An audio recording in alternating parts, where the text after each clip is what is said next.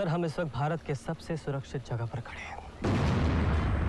Hello दोस्तों, स्वागत है आपका एंटरटेनमेंट बबल में, जहां हम लाते हैं बॉलीवुड की सबसे मसालेदार कहानियां। आज हम बात करने वाले हैं एक ऐसे स्टार की जिसने सादगी को ही अपना स्टाइल स्टेटमेंट बनाया है और अपने टैलेंट से सबके दिल चुराए हैं। मेरी बीवी तेरी बीवी, तेरी बीवी तेरी बीवी मेरी बहन, तेरी होने वाली बीवी तेरी बीवी मेरी बहन। हम बात कर रहे हैं रितेश देशमुख की, जिन्हें बॉलीवुड ने आज तक अंडररेटेड बनाए रखा। एक ऐसा लड़का जो पॉलिटिक्स पावर हाउस से निकला लेकिन बॉलीवुड में अपनी मेहनत से चमका है। कॉमेडी में हंसी के फवारे छोड़े, विलन बनकर लोगों को डराया भी और मराठी सिनेमा का किंग बन चुका है। सलमान खान से भी फेमस नाम है वहां, और जेनेलिया के साथ उनकी लव स्टोरी जनाब वो किसी वायरस के ब्लॉकबस्टर से कम नहीं है। इनके लाइफ में बहुत से अप्स एंड डाउन्स रहे हैं। बॉलीवुड में 15 साल से ज्यादा नजरअंदाज करने के बावजूद रितेश ने कैसे अपने रूल से गेम चेंज किया, आइए इस वीडियो में हम यही जानते हैं। 17 दिसंबर 1978 लातूर महाराष्ट्र, यहाँ जन्म होता है रितेश देशमुख का, एक ऐसे खानदान में जो पॉलिटिक्स का किंग समझ लीजिए। उनके पापा विलास राव देशमुख 2 बार महाराष्ट्र के चीफ मिनिस्टर रहे, सेंटर में कैबिनेट मिनिस्टर भी। बड़े भाई अमित और छोटे भाई धीरज भी एमएलए हैं। सिस्टर इन लॉ दीपशिखा एक प्रोड्यूसर हैं और फैमिली में किसी भी तरह की कोई भी पावर की कमी तो बिल्कुल नहीं है। यानी रितेश का देशमुख हुआ था सिल्वर स्पून को लेकर के। रितेश का दिल पॉलिटिक्स में नहीं लगा तो वो निकल पड़े आर्किटेक्चर बनने।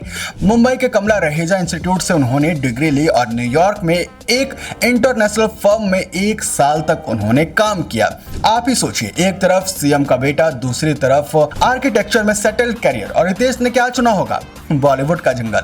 नेपोटिज्म का इनको टैग तो मिला ही, लेकिन इसके साथ आया इन पे बहुत भारी प्रेशर। लोग कहते थे कि ये बाप का नाम डुबाने वाला है।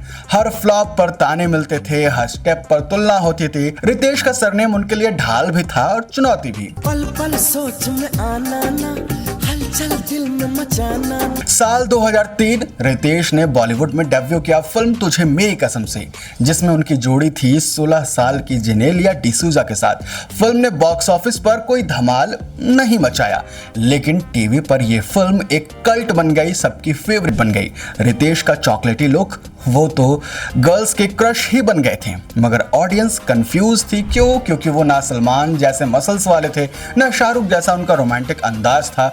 अगली कुछ फिल्में जैसे कि आउट ऑफ कंट्रोल, बर्दाश्त और नाच पूरी तरीके से फ्लॉप रहती है।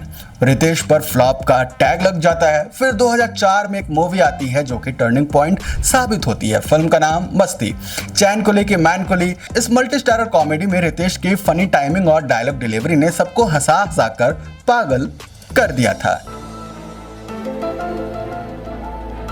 मस्ती के बाद क्या कूल है हम, मालामाल विकी, धमाल और हाउसफुल सीरीज ने रितेश को कॉमेडी का बेताज बादशाह बना दिया। अक्षय कुमार, संजय दत्त जैसे सुपरस्टार्स के साथ स्क्रीन शेयर किया और कई बार उनसे ज्यादा वाहवाही भी लूटी। रितेश कॉमेडी में इतने पॉपुलर हुए कि टाइपकास्ट होते चले गए, उन्हें पता ही नहीं चला। क्रिटिक्स ये तक बोलने लगे थे कि ये कॉमेडी करवा लो, इससे उसके लिए ठीक है, ये और कुछ नहीं कर सकता, सीरियस रोल भूल ही जाओ। मैं मां बनने वाली हूँ। 2014 वो साल था जब रितेश ने सबके मुंह बंद कर दिए। डायरेक्टर मोहित सूरी ने उन्हें एक विलन में एक साइको किलर का रोल ऑफर किया। मूवी देखकर लोग शॉक में थे। क्यों? क्योंकि रितेश का किरदार जो गुस्से में मॉन्स्टर बन जाता है, रितेश ने स्क्रीन पर उसे ऐसा जिया कि सिद्धार्थ मल्होत्रा को भी उन्होंने पीछे छोड़ दिया। पहली बार रितेश को अवार्ड मिले और वो भी नेगेटिव रोल के लिए। उसी साल रितेश ने मराठी सिनेमा में कदम रखा। फिल्म लय भारी ने बॉक्स ऑफिस पर तूफान ला दिया था। आई बाप धोनी विठल। रितेश बॉलीवुड में साइड रोल्स कर रहे थे जो बॉलीवुड उन्हें टाइपकास्ट कर रहा था, तो उन्होंने अपनी बीवी के साथ 2013 में खुद की प्रोडक्शन हाउस खोली और अपने मेहनत से मराठी सिनेमा के सुपरस्टार बन गए। फिर फिल्म आती है उनकी बालक पालक, सुपरहिट जाती है। येलो नेशनल अवार्ड जीत जाती है। फास्ट फेने ने मराठी सिनेमा की बादशाहत उनकी पक्की कर दी। यहाँ रितेश को वो क्रिएटिव फ्रीडम मिला जो बॉलीवुड में शायद उन्हें कभी नहीं मिलता।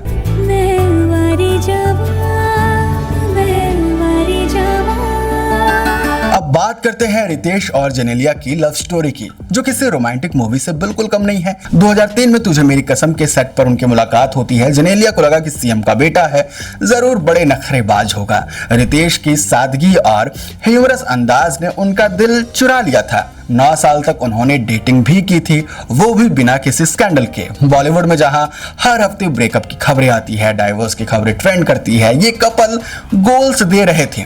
2012 में ग्रैंड शादी करते हैं, फिर 2 सुपर क्यूट बच्चों के पेरेंट बनते हैं। जेनेलिया ने करियर के पीक पर एक्टिंग छोड़ी और जब कमबैक का मन बनाया तो रितेश ने वेद डायरेक्ट की। ये Marathi film all time highest grocery बनी। सोशल मीडिया पर इनके फनी रील्स, फैमिली मोमेंट्स हर किसी का दिल जीत लेते हैं। शॉर्ट में बोलती हैं, ए जी मतलब अबे गधे, ओ जी मतलब ओए गधे। रितेश की इमेज हमेशा साफ सुथरी रही, लेकिन कंट्रोवर्सी ने उनका पीछा नहीं छोड़ा। 2012 में एक बीजेपी लीडर ने यह आरोप लगाया था कि रितेश और जेनेलिया की कंपनी को लातूर में गैर कानूनी तरीके से जमीन और 116 करोड़ का लोन मिला है। नेपोटिज्म के डिबेट में रितेश की चुप्पी पर भी खूब ट्रोल किए गए, खूब उनसे सवाल उठाया गया। हम शक्ल और ग्रेट ग्रैंड मस्ती जैसे क्रिंज फिल्मों पर उनकी स्क्रिप्ट चॉइस पर भी सवाल उठाए गए थे। लेकिन फिर मरजावा बागी 3 और 2025 में आई अजय देवगन के साथ उनके फिल्म रेड 2 ने यह साबित कर दिया कि रितेश में दम तो है। अपने करियर के सेकंड इनिंग में रितेश एक सक्सेसफुल प्रोड्यूसर हैं, एंटरप्रेन्योर की भी भूमिका वो बखूब ही निभा रहे हैं। हाउसफुल 5 और उनकी अपकमिंग फिल्म राजा शिवाजी जैसे फिल्मों से वो बॉलीवुड और मराठी सिनेमा में आग लगा रहे हैं। आईफा और जी सिनेमा अवार्ड में उनके होस्टिंग, उनका विट और चार्म सबको दीवाना बना देता है। जेनेलिया के साथ इमेजिन मीट्स नाम का उनका प्लांट बेस्ड मीट उन्होंने कंपनी शुरू की है। और एक और बात, लातूर के सूखे और बाढ़ के लिए उन्होंने 25 लाख डोनेशन, 2024 में पेटा की ऑर्गन डोनेशन का वादा और 2024 में पेटा के most beautiful vegetarian man award, ये रियल इंस्पिरेशन है। दोस्तों, इनकी नेटवर्थ आज के टाइम पर 140 करोड़ से ज्यादा है और हाँ, वो इंडियन नेशनल कांग्रेस के मेंबर भी हैं। रितेश देशमुख की स्टोरी हमें सिखाती है कि सक्सेस का मतलब सिर्फ स्पॉटलाइट ही नहीं होता है। कॉमेडी में उन्होंने हंसाया, विलेन बनकर डराया भी है, मराठी सिनेमा में उन्होंने राज भी किया है। रितेश कोई जोक नहीं, एक जीनियस है जिसे हमने देर से समझा है। आप बताओ, आपको क्या लगता है कि क्या रितेश बॉलीवुड के सबसे अंडररेटेड स्टार हैं और उनका फेवरेट रोल कौन सा है? कमेंट में जरूर बताओ और एंटरटेनमेंट बबल की अगली मसालेदार स्टोरी के लिए बने रहो।